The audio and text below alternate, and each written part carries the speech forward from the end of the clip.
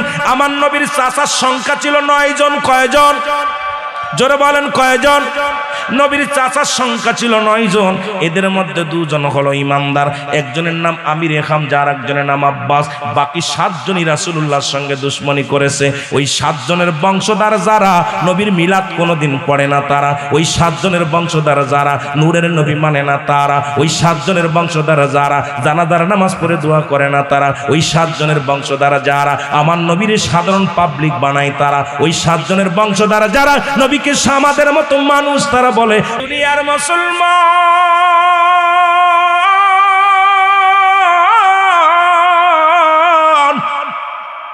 নবীর উপরে দুরূদ পড়লে যে কাজ করলে আমার নবী নিজে খুশি হয়, সেই কাজ করলে বর্তমানে একদল আলেম বেজার হয়।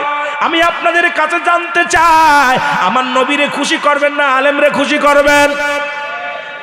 কথা কয় না। ভাই বেজার হয় হোক, বাবা যেন বেজার হয় না, ভাই বেজার হয় হোক, মা যেন বেজার হয় না। এর মুসলমান বন্ধু সহপাঠী বেজার হয় হোক, কোনো শিক্ষক যেন বেজার না হয়। এর দুনিয়ার মধ্যে কে খুশি আর কে বেজার কিচ্ছু যায় আসে না। আমার মৌলা যার উপরে রাজি হয়ে যায়, আমার নবী যার উপরে খুশি হয়ে যায়, তার জীবন হবে এই দুনিয়া থেকেও ধন্য, পরপারেও ধন্য। জোরে জোরে চিল্লা বলা যাবে না, ঠিক কিনা? আমার ভাইয়েরা, আমার বন্ধুরা, আমার নবীর উপরে দুরূদ পড়লে ফেরেশতারা খুশি হয়। 1 নম্বরে খুশি আমার আল্লাহ, 2 নম্বরে খুশি আমার নবী, 3 নম্বরে খুশি হলো ফেরেশতা। ও মুসলমান শুনে নাও, এবার নবীর উপরে যদি কোনো ব্যক্তি একবার দুরূদ পড়ে, আল্লাহ পাক তার আমল নামায় 10টা নেকি দান করে। জোরে জোরে বলেন মারহাবা। আর একটু জোরে বলেন।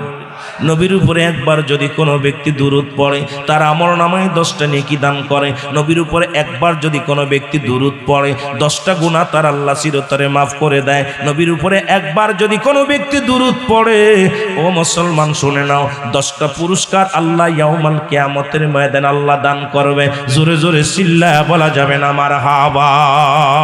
আর একটু জোরে চিল্লায়া বলেন মারহাবা। এ দুরূদি বন্ধু আমাদের কিতাব না, দেওবন্দের কিতাব। যারা আজকে নবীর দুরূদকে ব্যঙ্গ করে মুফতি শফিক আহমেদের লেখা ফতোয়ায়ে দেওবন্দ, আমাদের কিতাব না, এটা হলো বাতিলদের কিতাব, যারা নবীর দুশমন, যারা নবীর দুরূদ পড়ে না। ফতোয়ায়ে দেওবন্দের প্রথম খণ্ড 33 নম্বর পৃষ্ঠা, মুফতি শফিক আহমেদের লেখা। বলতেছে রাসূলের উপরে দুরূদ ও সালাম পাঠ করা আহলে, আমার নবীজি বলছে আহলে সুন্নাতুল জামাতের আকীদা হলো ওই নবীর শুকরিয়াতে নবীর উপরে দুরূদ পড়া মুস্তাহাব আমল। আমি বলবো না বাজান, নবীর উপরে দুরূদ পড়া জীবনে একবার পড়া ফরজ, কিন্তু বাজান আজকে মুস্তাহাব আমলগুলো নিয়ে এত বাড়াবাড়ি কেন? যেখানে বিশ্ব আজকে বিপদমুখী, যেখানে আজকে জাতি বিপদের মুখে, যেখানে আজকে সারা বিশ্ব আজকে বাজান আজকে কষ্টের মধ্যে, সারা বিশ্ব পাপের মধ্যে, নামাজের বিরোধিতা কর, নামাজের পক্ষে কথা বলো, হাদিসের বিপক্ষে কথা বলো। আজকে আমার রাসূলকে নিয়ে এত টানাটানি কেন? এটা ইহুদি খ্রিস্টানদের চক্রান্ত। আমরা মুসলমান বুঝতে পারি না, আমরা না বুঝিয়া আমার নবীর দুশমনি করি। এর চাইতে কপাল পোড়া মানুষ আর থাকতে পারে না। জোরে বলেন ঠিক কিনা? উনাদের কিতাব, আমাদের কিতাব না।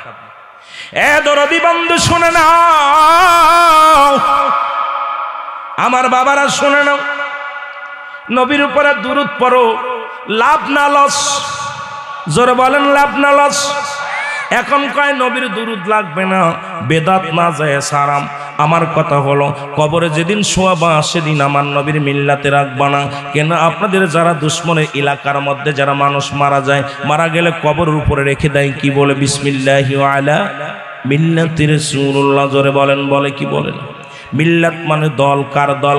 রাসূলুল্লাহর দল। কিন্তু সারা জীবন নবীর দুশমনি করলা, এখন রাসূলের মিল্লাতে রাখতে চাও। আমি বলি যারা নবীকে ভালোবাসো না, তারা যখন মারা যাবে তাদের লাশটা রাখবা বিসমিল্লাহি আলা মিল্লাতি কুত্তাউল্লাহ। কারণ আমার নবীর দুশমনের লাশটা রাসূলের মিল্লাতে রাখা যাবে না। জোরে বলেন ঠিক কিনা?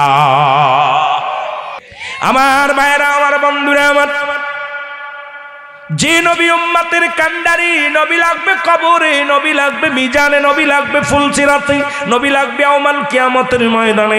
কারা দুশমন শুনে নেন। এখন দাড়ি টুপি জুব্বা দেখলেই ভুলে যাবেন না, আমার নবীর চাচার সংখ্যা ছিল 9 জন। কয়জন? জোরে বলেন কয়জন? নবীর চাচার সংখ্যা ছিল 9 জন। এদের মধ্যে 2 জন হলো ইমানদার, একজনের নাম আমির হামজা আর একজনের নাম আব্বাস।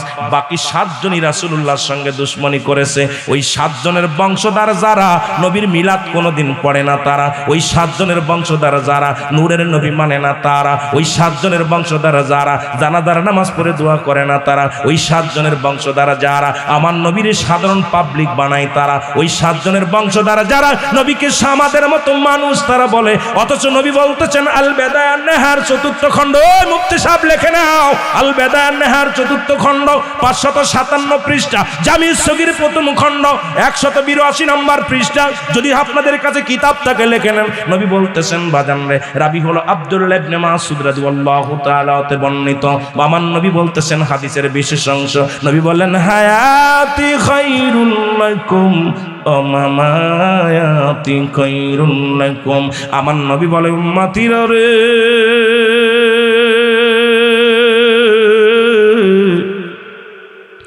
আমার হায়াতের জিন্দেগিটা আল্লাহ পাক আমারে দুনিয়ার মধ্যে আগমন করাইছি, এটা আমার উম্মতের জন্য বড় কল্যাণকারক। আজকে নবী দুনিয়ার মধ্যে আসছে, নবী ঘর সংসার করেছে। নবী কয় আমার উম্মতের জন্য হাদিস খানা আগে লিখে নাও, না পাইলে আমার ধরে রাখবা, ভয় নাই।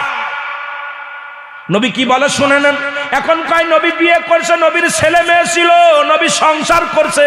হ্যাঁ, নবী নিজেই বলছেন হায়াতি খায়রুল লাকুম, আমার হায়াতের জিন্দেগিটা, আমার নবী 60 বছরের জিন্দেগিটা আমার উম্মতের জন্য কল্যাণকারক। জোরে বলো মারহাবা। কারণ আমি নবী আমার উম্মতের সঙ্গে কথাবার্তা বলেছি, আমি নবী আমার উম্মতের সঙ্গে চলাফেরা করেছি, আমার উম্মতেরা যেমন ঘর সংসার করেছে আমি তেমনি করেছি। এখন আমাদের দেশের একদল মৌলবীরা কয় নবীও মানুষ আমরাও মানুষ, নবীরা গুনাহ থেকে মুক্ত আমরা গুনাই যুক্ত, নবীরা হলো মাসুমের মাসুম আমরা হইলাম গুনাহ মার্কা মানুষ।